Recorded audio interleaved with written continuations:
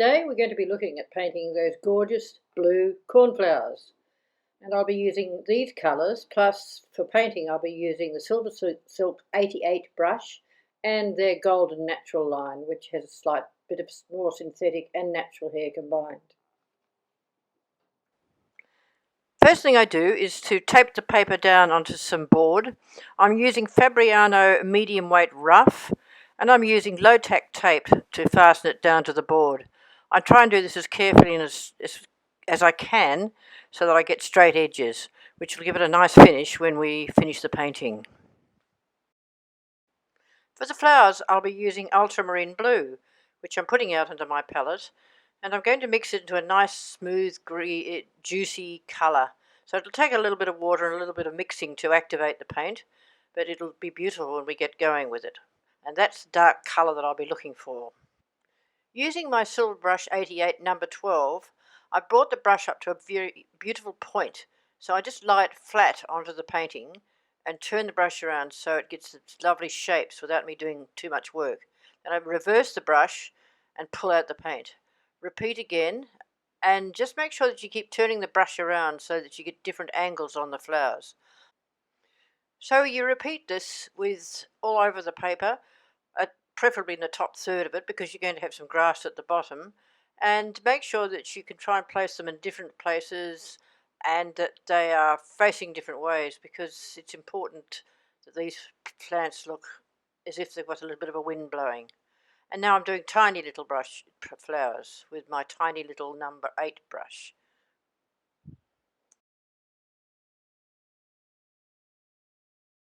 I'm mixing up some ultramarine blue and some burnt sienna. Any earth colour would do, but it's quite a stiff mix because of the sediment in it. So it'll take a little bit of water, but I still think I want it very creamy. So I'm mixing it very well with a little brush. Then I'm going to do the stems and of the flowers. So small V's at the base of the flowers as they face in different directions. Oh, got a bit of a splodge there, but I'll fix that with some tissue paper later. I'll just take it off very quickly. So just very carefully put the little V's at the bottom of the flowers and make sure that they're sort of standing in different directions, not all in the same way.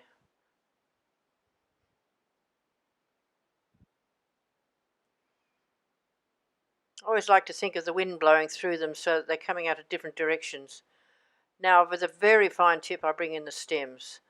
A very light hand is required here, and I would suggest one of your smaller brushes. Try and make sure the stems are not straight, and so they have a little bend in them, and they go behind some flowers. And now I'm going to do some buds, just with the burnt umber and the burnt sienna and the ultramarine mix.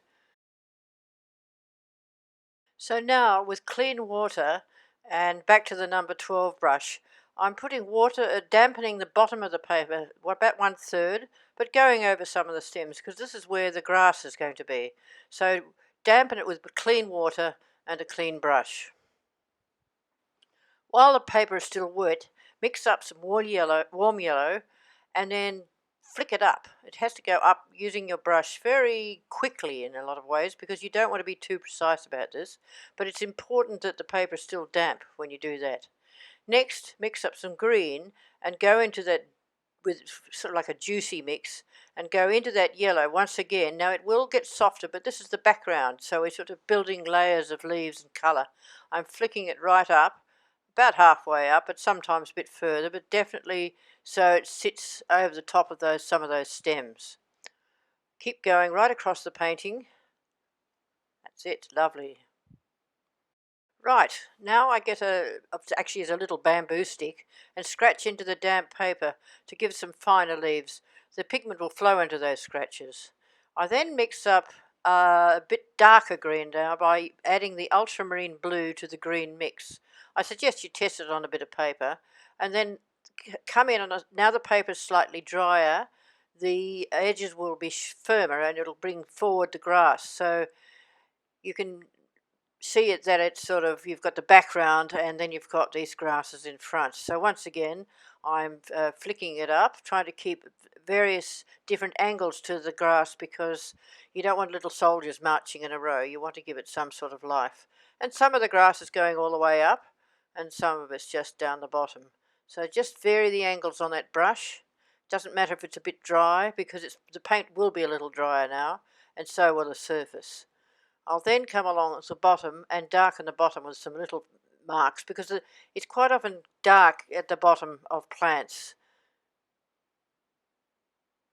There we go. It's little marks along the bottom like that. Just sort of dab it along the bottom just to ground it a bit. Right, here comes the fun part. Using the mix that I had for the stems, I'm adding a little bit more ultramarine blue and mixing it together because this is when we start to do a bit of a spatter. I use an old fan brush for this, and I always suggest doing it on a spare bit of paper before you try it on your painting because sometimes you get big blobs, so it's best to get rid of the big splatter first.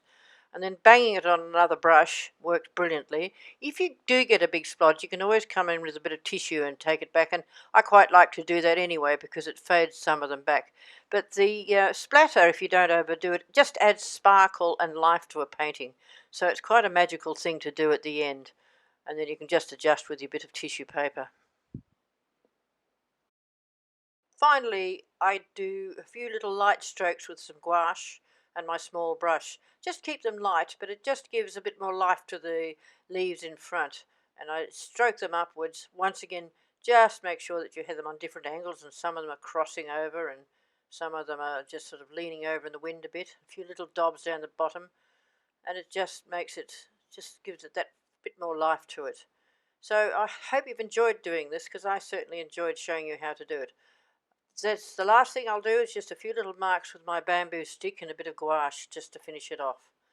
So that's how we do cornflowers. I hope you've enjoyed doing this painting, and I look forward to showing you some more.